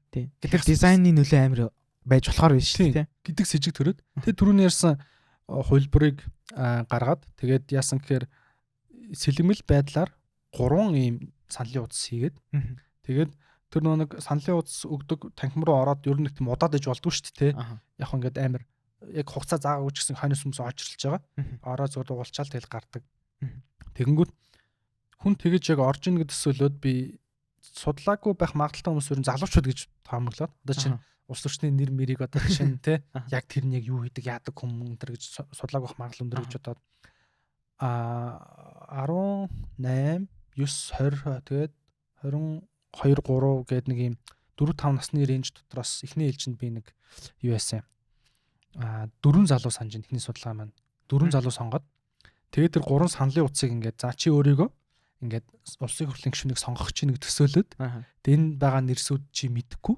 байсан бол чи хэнийг дугуулах вэ гэж би тавьсан. Тэгээд нөгөө маань 3 сэлгэмэл 4 ягаад нэг 12 хуудастай болчлоо. За ингээ 12 хуудасныхаа бөглөгдсөн хэсгүүдийг ингээ давхарлаад өцөхгүй. Тэгсэн чинь зүүн дээд буланд хамгийн их шавааралт үүссэн. Тэгээд баруун доод их тийм шавааралт үүссэн юм хоёр зүй тогтол ажиглагдсан байгаа байхгүй. Энэ юу гэсэн юм гэхээр хүн таамгаар сонгох юм бол баруун дээд зүүн дээд буланд байгаа би хуудасны ихний хүмүүсийг зүгээр таамгаар дугуулаад гарчих юм байна. Нөгөөх нь бол доошоо ийм зүй тогтол байгаа мэн гэж ажиглагдсан.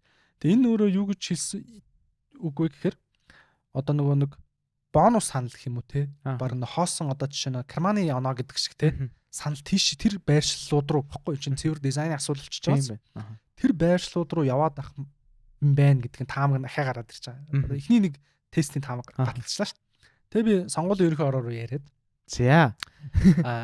Одоо байгаа энэ сүүлийн дизайныг ингээд яаж хийсэн юм бэ? Хэн хийсэн юм бэ? Одоо байгаа энэ хар машинд унших одоо зориултаар яг ийм батлагдсан форматтай л байж тэр хар машин уншдаг уу гэдэг хэд хэдэн асуулт асуусан. Тэгэхэд би уцаар залгаж суусан. Тэгээд тэр үед надад юу гэж хэлсэн гэхээр нэгдүгээр энэ дизайныг бол нөгөө нэг манай хэвлийн их бэлтгэгч яг дотооддоо зөв өөрснөө хийцэн. Оо тийм үү? Тийм. Өөрснөө хийсэн. Энэ тэндээс авдаг байх гэж боддсон шүү дээ. Гадны жишг мишгээс. Яг нь өөрснөө хийсэн гэж байгаа. За хоёрт нь энэ хар машинд уншихад заавал юм байх албагүй. Одоо чинь тэр нэг мөрний урт өргөн мөргөн ч юм уу те. Нэр дэвшинч тэр хоорондоо тэг шамбаарсан байхгүй ч гэж болно. Одоо чинь жоох өргөн байсан ч тэр хар машин уншиж чадна гэж байгаа. Тэг чи амар ингээд ойрхон байдэн шүү дээ. Ингээд жижиг жижиг мөрөөр. Тийм хоёрдугаар нь тийм. Тэгээд сонгуулийн хуудас батлах журам хууль дээр нь юу вэ гэж харсан чинь нэг сонгуулийн хуудас юу лээ хэвлэх, тээвэрлэх, нийтлэх тухай журам гэх нэг журам байсан. Тэгээд тэр журам дээр бол яг тэр хүн ингэж дизайн гарган байгаа ч юм уу тийм бол мэдээж байхгүй байсан. За ингээд би энийг анх нөгөө нэг Digital Product Conference гэдэг юм дээр илтгэл болгож тавьчаад яг би тэн дээр сонссон. Илтгэл болгож тавьчаад тэгээд жоохон хүртээмжтэй болгоё гэж үүднээс нэвтрүүдээр бичлэг болгож зүгээр нэг удаа тавьчаад тэгээд доор нь нээлттэй судалгаа олгоё тий. Энэ бол яг миний 12 хүн дээрх бол ихний зүгээр таамаг тий. Одоо төвөр маань цөөхөн байгаа.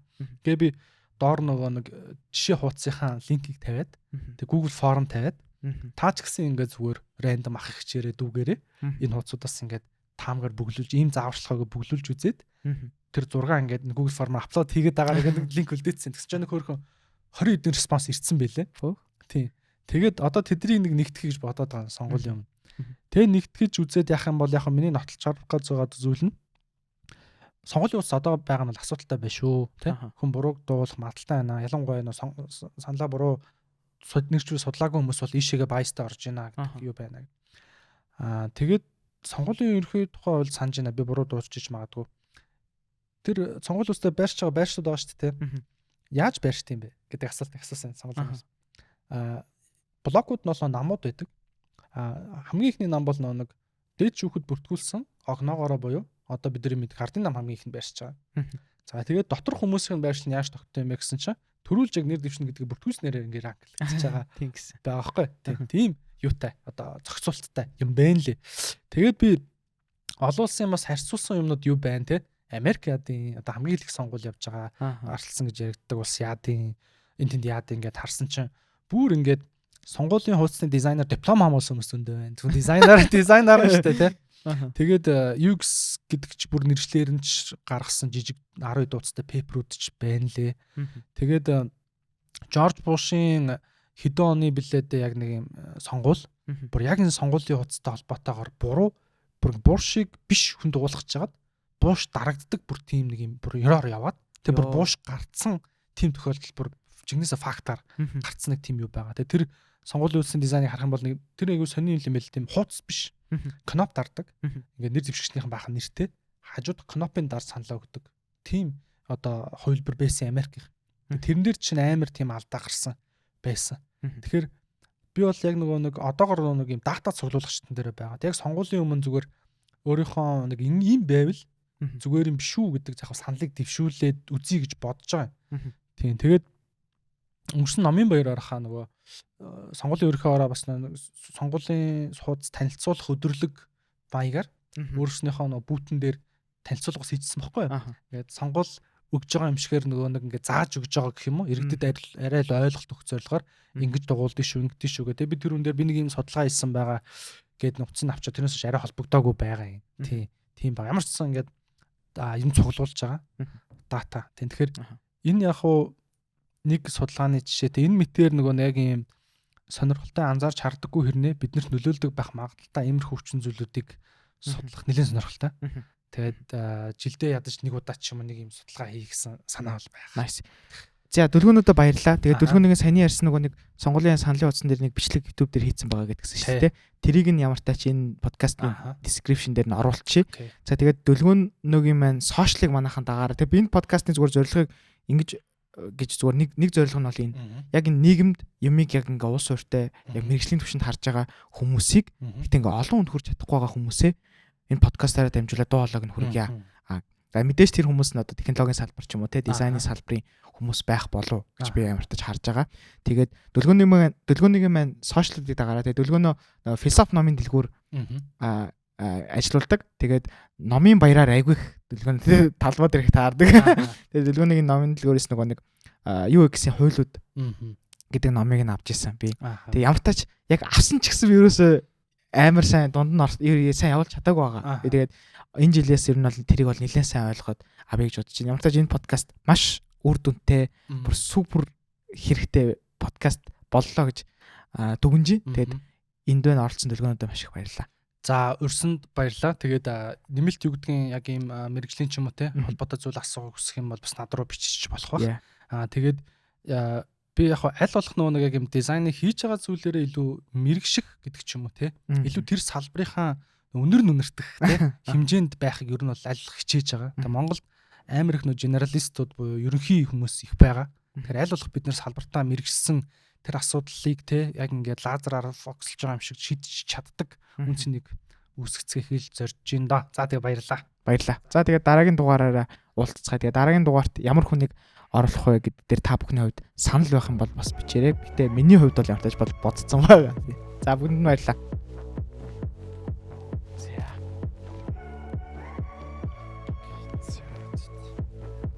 Ярих юм ярьсан аа. Вот хайгуу.